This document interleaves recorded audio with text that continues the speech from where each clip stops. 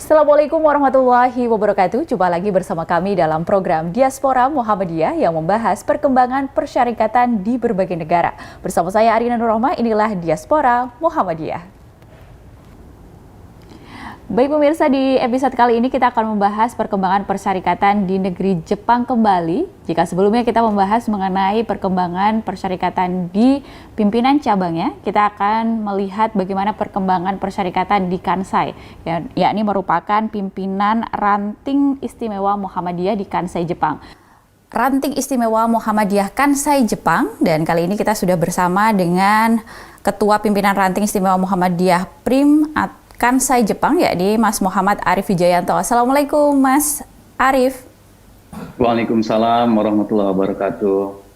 Baik, jika sebelumnya pemirsa kita sudah mewawancarai Ketua PCIM di Jepang, kita akan ngobrol dengan Mas Arif selaku Ketua Pimpinan Rantingnya di Kansai. Ya. Nah, kita ingin tahu berapa jumlah anggota di Kansai sendiri, Mas Arif? Baik, untuk saat ini yang tergabung dalam WhatsApp group itu ada 36 orang. Tapi sesungguhnya kalau kita hitung termasuk dengan simpatisan yang ada di Kansai itu sangat jauh lebih banyak lagi. Karena setiap kita mengadakan event misalnya sholat Id, itu yang ikut daftar bareng itu lebih dari 100 orang begitu, Mbak. Oke, dan untuk profesinya sendiri apakah masih belajar atau memang sudah menetap di sana? Seperti negara-negara lain juga banyak yang sudah bekerja begitu menetap di Jepang. Kalau di Kansai sendiri seperti apa? Kalau untuk yang tergabung dengan Prim Kansai itu separuh-separuh ya Ibu ya. Jadi yang permanen juga banyak, yang sekolah juga ada, dan kemudian yang magang di SUSE itu juga banyak ya. Baik, lantas bisa diceritakan bagaimana kondisi dan juga perkembangan pimpinan ranting istimewa di Kansai ini?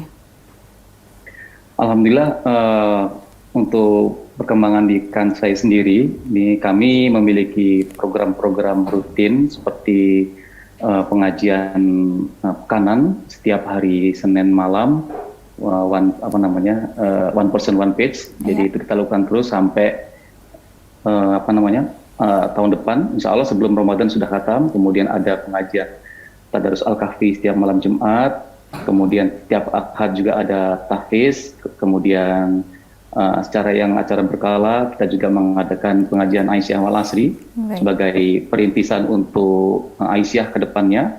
Dan selain itu kita juga punya program tahunan seperti di bulan Ramadan itu full kita one night one juice kita lakukan sampai khatam Quran. Dan setelah itu tentu saja kita sosialisasi lazismu ya untuk zakat. Kemudian kita lanjut dengan Idul Fitri, dan nanti di Zulhijjahnya kita mengadakan sholat Id Idul Adha bersama begitu. Oh baik, selama 2 tahun tentu saja banyak sekali hal-hal yang harus, kegiatan-kegiatan yang harus terpending karena pandemi. Nah saat ini bagaimana kondisi di Jepang sendiri Mas Arif? Apakah masih bisa beraktivitas Muhammadiyah di sana? Alhamdulillah untuk di awal memang kita karena pandemi kita fokus di kajian online, tapi setelah itu mulai mereda, kemudian kita mulai dengan offline, silaturahim, kita adakan di rumah warga dulu secara terpisah kecil-kecil, kemudian setelah mulai corona mulai nyaman, artinya mulai lebih bebas, kita adakan di alam terbuka. Dan sekarang karena sudah lebih free lagi, udah vaksin segala macamnya, jadi kita bebas ngadain acara seperti sholat Idul Adha, Idul Fitri di hall terbuka milik pemerintah Jepang, itu sudah diizinkan. Baik. Nah kita ingin tahu kondisi Kansai ini salah satu tempat yang seperti apa? Apakah juga ramah terhadap Muslim dan juga bagaimana Muhammadiyah diterima di sana, Mas Arif? Bisa diceritakan? Alhamdulillah, ya. Alhamdulillah Kansai ini bisa dibilang kota bisnis. Jadi orang-orangnya supel, jadi dengan siapapun mereka welcome.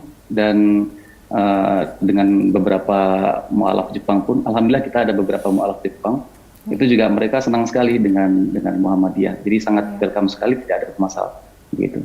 Jadi sejauh ini Muhammadiyah cukup diterima di sana. Mas, ini apakah di pimpinan ranting istimewa Muhammadiyah Kansai ini, apakah juga memiliki pimpinan Aisyah dan juga beberapa amal usaha yang dikembangkan di sana? Ya, terkait dengan Aisyah, kita sudah mulai sejak 2 tahun lalu ya. Jadi kita mulai dengan merintis pengajian Aisyah wal Asri seperti dulu zaman Kiai Dahlan ya. Kita mulai untuk itu ke arah sana. Kemudian sampai sekarang alhamdulillah jalan terus. Kemudian untuk amal usaha kita sedang merintis Nastarmu. Dan alhamdulillah Nastarmu, kue nastar ya. Jadi alhamdulillah sudah dapat sertifikat halal juga dari Japan Halal Service. Insya Allah ini yang akan kita kembangkan berikutnya ke depan. Oh, jadi Nastarmu ini merupakan produk yang dibuat oleh pimpinan ranting di Kansai, begitu ya? Sudah berjalan berapa lama ini, Mas Arief? Masih sedang dalam prosesnya, kita belum produksi besar-besaran, tapi kita masih mulai dalam tahap untuk pengambilan sertifikat halal dan menyiapkan produksi untuk kedepannya seperti apa begitu. Baik, untuk tadi Mas Arief menjelaskan bahwa di Kansai sangat tertarik, masyarakatnya sangat welcome terhadap Islam dan juga Muhammadiyah tentu saja. Adakah kegiatan-kegiatan kolaborasi antara Muhammadiyah di Kansai dan juga masyarakat setempat begitu, yang melibatkan masyarakat lokal di Kansai? Kalau untuk masyarakat lokal kita belum open secara umum sekali, tapi hanya kenalan-kenalan kita. Jadi kita punya kenalan orang Jepang, kita ajak. Kita pernah buat acara komunitas dialog antara Muslim Jepang, maksudnya Muslim Jepang itu yang istri-istrinya orang Jepang, gitu, atau suaminya orang Jepang. Kita ajak dialog bagaimana caranya, bagaimana ceritanya bisa masuk Islam, dan juga kita ngajak kedepannya Insya Allah kita akan coba mengajak teman-teman yang bukan yang non Muslim Jepang untuk ikut kegiatan. Tapi karena kita masih belum punya tempat untuk pusat keunggulan yang bisa dipakai untuk itu, kita bekerja sama dengan Japan Dakwah Center. Jadi yang tempat di mana saya berada saat ini ya, kita punya MOU kerjasama dakwah. Disinilah kita mulai kolaborasi untuk dakwah dengan orang Jepang secara umum terbuka begitu. Kita bekerja sama dengan Japan Dakwah Center. Baik, adakah yang unik ketika mengembangkan Muhammadiyah di Kansai, Mas? Ada cerita unik bagaimana memperjuangkan persyarikatan di Kansai ini, mengembangkan dan juga memperjuangkan bersama rekan-rekan di sana? Mungkin yang unik atau menarik itu budaya, Mbak ya. Jadi orang Jepang itu terkenal budayanya, mereka jujur, mereka tepat waktu, mereka betul-betul menjaga kebersihan, mereka menghormati orang yang lebih tua dan dituakan, senior itu sangat dihormati oleh mereka.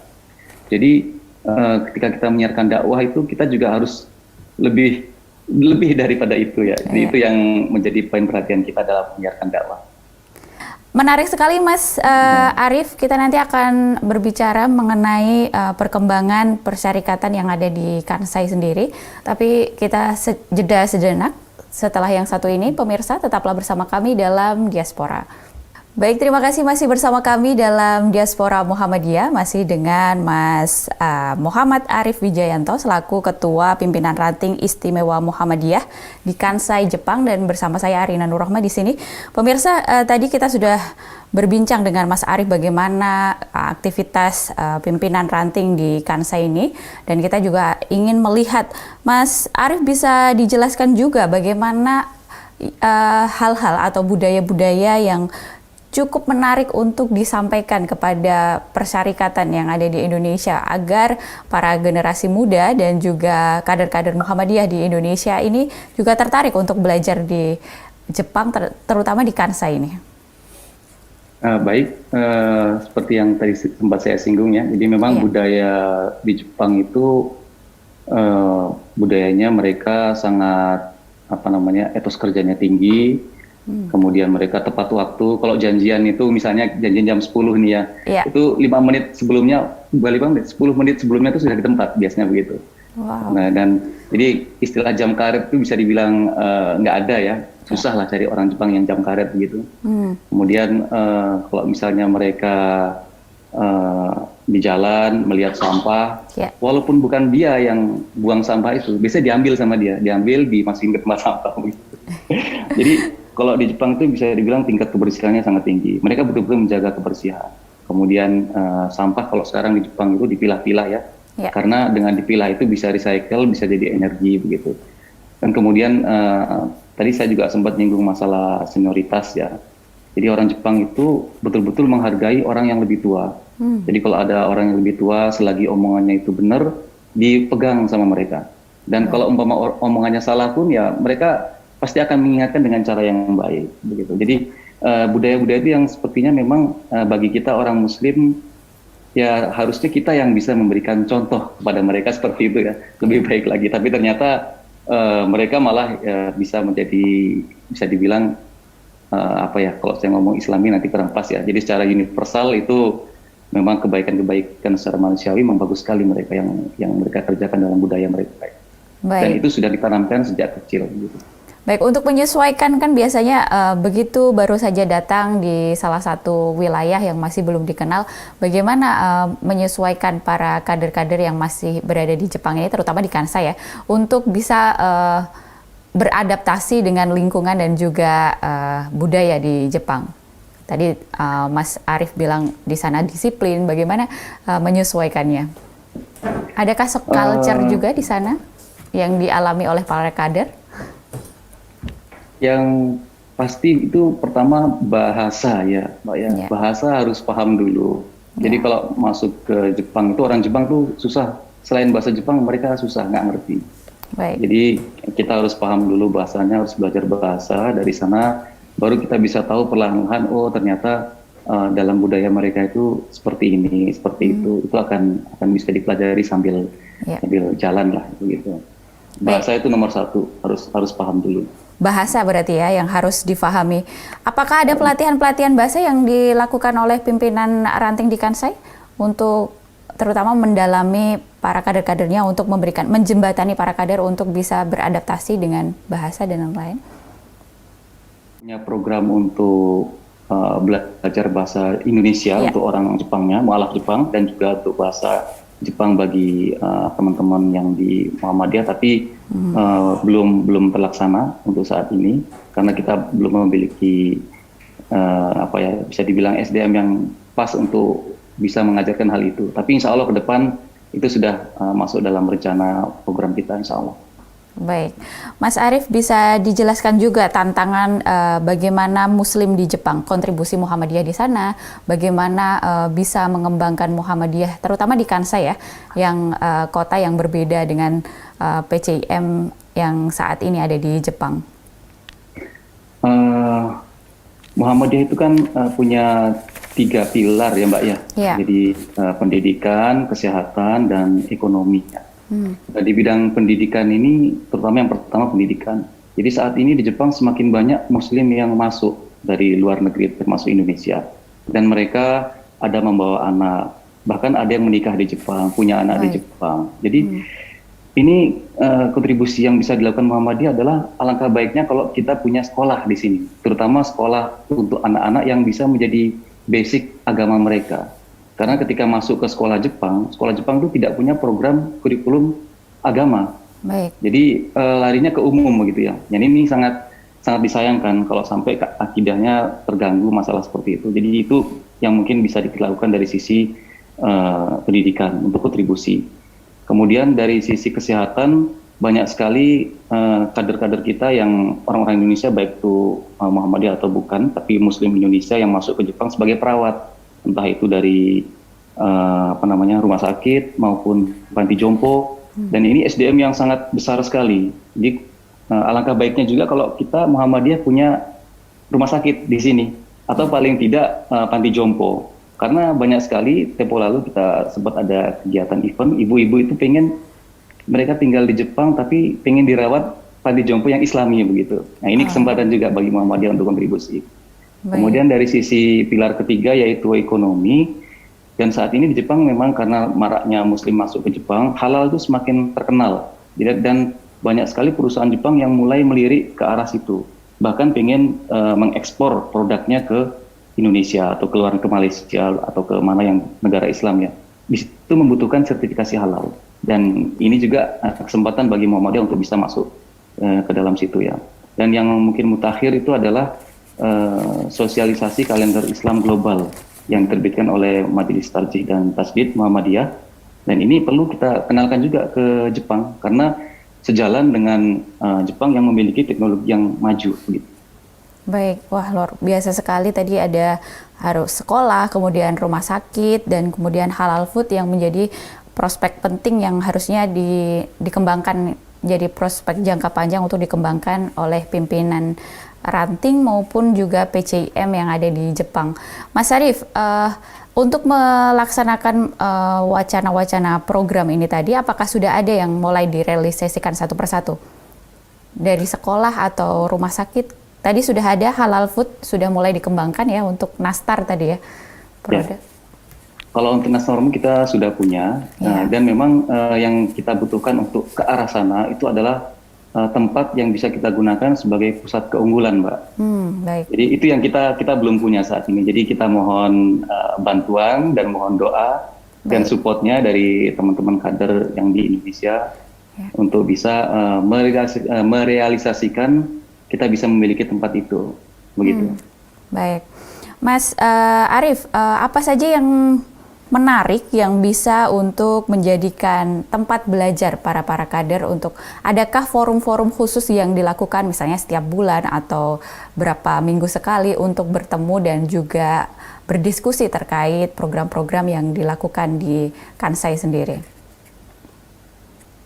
Alhamdulillah untuk Kansai sendiri kita sebisa mungkin mengadakan rapat rutin sebulan sekali untuk melihat, mengevaluasi program sebelumnya dan program ke depan.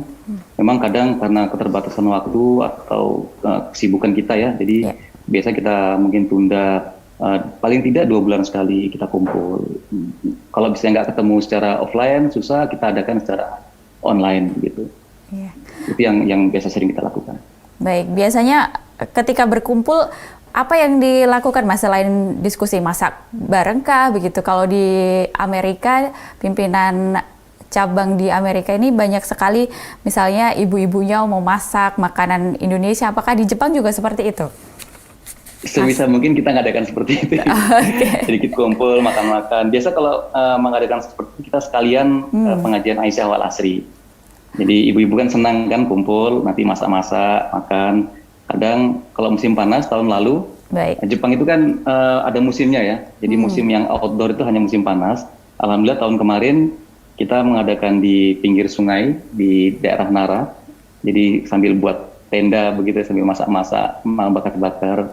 Alhamdulillah senang sekali kalau seperti itu ya. Kami lihat banyak sekali tempat-tempat yang indah di Jepang dan saya melihat persyarikatan, warga persyarikatan di sana sangat menikmati sekali cuaca-cuaca di Jepang dengan pemandangan yang indah, sering berkumpul begitu, bahkan sholat bersama di luar dengan sakura yang sangat indah itu pernah kami melihatnya dan itu sangat menginspirasi pasti banyak kader yang ingin belajar maupun bekerja di Jepang tentu saja. Baik Mas, kita nanti akan lanjutkan perbincangan kita di Diasporamu. Tetaplah bersama kami pemirsa dalam Diaspora Muhammadiyah. Baik, terima kasih masih bersama kami dalam Diaspora Muhammadiyah. Pemirsa masih bersama saya dan juga Mas Muhammad Arief Wijayanto selaku Ketua Pimpinan Ranting Istimewa Muhammadiyah atau PRIM di Kansai, Jepang. Baik pemirsa, tadi kita sudah berbincang cukup banyak bagaimana agenda-agenda yang akan dilakukan oleh Pimpinan Ranting Istimewa Muhammadiyah di Kansai. Kita akan sedikit mengulik nih makanan-makanan atau kuliner apa saja yang menarik di Kansai. Apa saja Mas Arief? Mungkin sudah terkenal ya, takoyaki. Wah, takoyaki sangat digemari sekali di Indonesia. Ya, terkenal. Di Kansai terkenal sekali dengan takoyakinya. Isinya itu bisa gurita, bisa udang, bisa keju. Tapi yang terkenal memang gurita ya. Gurita ya, enak sekali gitu. Gurita sangat diminati di Indonesia, Mas, untuk takoyakinya. Bahkan ada salah satu koki di Jepang itu berada di Solo, buka takoyaki itu hampir antreannya cukup panjang dan ternyata informasi dari Mas Arief takoyaki berasal dari Kansai, betul ya Mas ya? Mohon maaf, insya Allah begitu ya. Asalnya saya kurang paham, tapi di Kansai itu sangat terkenal dengan takoyakinya begitu. Tako itu kan artinya gurita, yaki itu dipanggang begitu ya. Jadi memang harusnya harus pakai gurita ya Mas ya? Yang paling harusnya asalnya gurita ya memang, tapi kadang macam-macam, mungkin ada yang pengen diganti dengan udang, diganti dengan keju. Biasa kalau di rumah begitu. Dan di Kansai itu terkenal setiap rumah itu pasti punya satu alat buat takoyaki itu. Orang Jepang ya, termasuk di rumah saya juga ada satu. Baik. Terus selain dari juga kuliner, ini kan bisa menjadi salah satu salah satu cara untuk mendekatkan Muhammadiyah dan juga masyarakat asli di Kansai sendiri begitu, melalui kuliner dan budaya, bahkan juga melalui musik dan juga sastra begitu. Nah, apa saja yang dilakukan oleh pimpinan Muhammadiyah Ranting di Kansai begitu? Selain pendekatan budaya, juga pendekatan kuliner begitu. Kalau untuk saat ini memang karena keterbatasan SDM, kita belum meluas sampai ke arah sana yang lebih luas lagi, termasuk karena kita juga belum punya tempat yang bisa kita jadikan tempat untuk pusat keunggulan ya. Jadi saat ini masih sangat terbatas seperti yang saya sampaikan tadi. Jadi insya Allah ke depan itu akan menjadi inspirasi bagi kami untuk bisa melakukan program yang lebih luas lagi untuk terutama dalam pelayanan kepada masyarakat, baik itu Muslim maupun yang non-Muslim, warga asli Jepang sendiri. Baik, satu lagi yang ingin saya tanyakan ke Mas Arief. Tips apa saja sih yang harusnya dilakukan oleh kader Muhammadiyah yang berminat datang ke Jepang untuk belajar maupun untuk bekerja di sana? Kalau untuk ke Kansai ini mungkin banyak cara, misalnya sekolah bahasa Jepang, kemudian sekolah bahasa Jepang ya, kemudian ikut universitas, atau datang sebagai jisuse pemagang.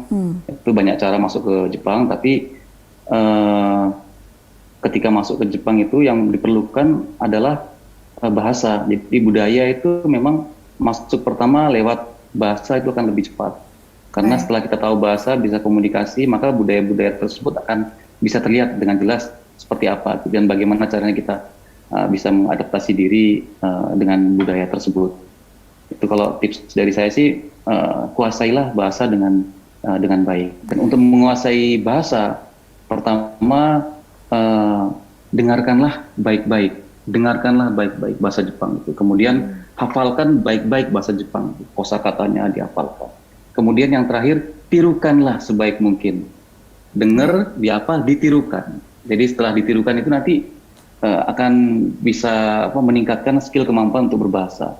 Itu pintu masuk ke budaya itu dari bahasa. Kalau menurut saya seperti itu. Baik, kalau Mas Arief sendiri dulu belajar bahasa Jepangnya, apakah waktu masih di Indonesia, kemudian baru datang ke Jepang, atau saat di Jepang baru belajar bahasa Jepang? Sebelum masuk Jepang saya sudah belajar bahasa Jepang, tapi ketika masuk Jepang bingung. Karena yang saya pelajari nggak sama dengan akta di lapangan. Nah, ini kan menjadi hal yang menarik. Itu pasti, itu. Jadi dulu saya pikir sudah bisa ngomong ya kan. Begitu masuk Jepang, tolah-toleh, masuk ke dalam pabrik itu bingung, dikasih instruksi ini nggak ngerti. Jadi dari situ mulai belajar terus. Jadi memang bahasa itu tanpa henti ya, kita belajar terus bukan cuma dengan otak, tapi dengan mata, dengan telinga, dengan badan, kita rasakan semua ikut masuk dalam kehidupan mereka, tapi tetap kita jaga akidah ya. Akidah tetap nomor satu, apalagi sebagai kader Muhammadiyah.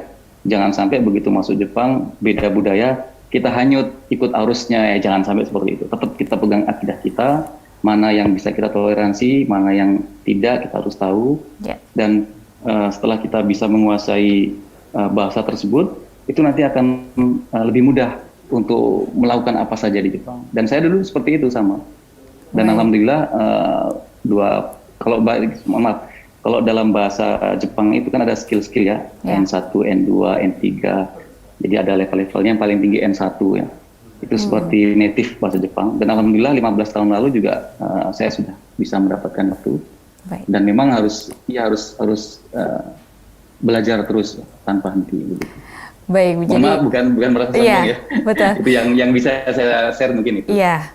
Baik, pemirsa dan juga para kader Muhammadiyah dimanapun Anda berada, jadi jika tertarik untuk datang ke Jepang untuk belajar maupun untuk bekerja di sana, Tadi Mas Arief menyampaikan bahwa salah satu kuncinya adalah belajar bahasa Jepang begitu. Belajar bahasa Jepang pun sepertinya memang harus terus belajar ketika sudah sampai di Jepang, karena apa yang dipelajari di tanah air kemudian berangkat ke Jepang ternyata berbeda dari bahasa-bahasa kesehariannya. Nah, itu juga menjadi catatan bagi bagi pemirsa dan juga para kader yang masih di tanah air dan ingin sekali belajar di Jepang, melatih diri terus dalam bahasa dan juga kebudayaan di Jepang ya Mas Arief ya. Baik, dan terakhir Mas, adakah harapan untuk para petinggi pimpinan Pusat Muhammadiyah di Kansai sendiri untuk memperluas dakwah Muhammadiyah? Harapan kami, kami mohon bantuan doa dan juga bantuan support untuk bisa memiliki pusat keunggulan di Jepang. Ya. Karena dengan adanya tempat pusat keunggulan di Jepang, itu jalan untuk bisa dakwah syiar Muhammadiyah dengan baik di Jepang. Jadi bukan cuma setengah-setengah begitu ya. Kita bisa lebih full untuk melayani umat yang ada, terutama para kader yang ada di Jepang begitu. Itu harapan kami. Baik, terima kasih Mas Arief atas waktunya. Semoga pusat keunggulan yang diharapkan dari pimpinan cabang di Pimpinan Ranting Istimewa Muhammadiyah di Kansai Jepang sendiri bisa terus berkembang dan terus berkemajuan tentu saja, seperti harapan para pimpinan pusat Muhammadiyah di tanah air yang mengharapkan internasionalisasi Muhammadiyah di berbagai negara bisa tercapai. Dan sekali lagi saya ucapkan terima kasih Mas Arief atas waktunya. Sama-sama Mbak, terima kasih atas undangannya hari ini. Baik, semoga lain waktu kita bisa sambung dengan tema-tema yang tentu saja berbeda. Amin, terima kasih. Baik pemirsa, itu tadi perbincangan kami dengan Mas Muhammad Arief Wijayanto selaku Ketua Pimpinan Ranting Istimewa Muhammadiyah atau PRIM Kansai Jepang. Baik pemirsa, itu tadi kita lihat bagaimana perkembangan persyarikatan yang ada di kota Kansai Jepang, menandakan berakhirnya perbincangan kita di diaspora pada kesempatan kali ini. Saya Rina Nur Rohmah dan seluruh kru yang bertugas mengucapkan terima kasih atas kebersamaan Anda. Jangan lupa saksikan Diasporamu hanya di TV-mu. Wassalamualaikum warahmatullahi wabarakatuh. Sampai jumpa.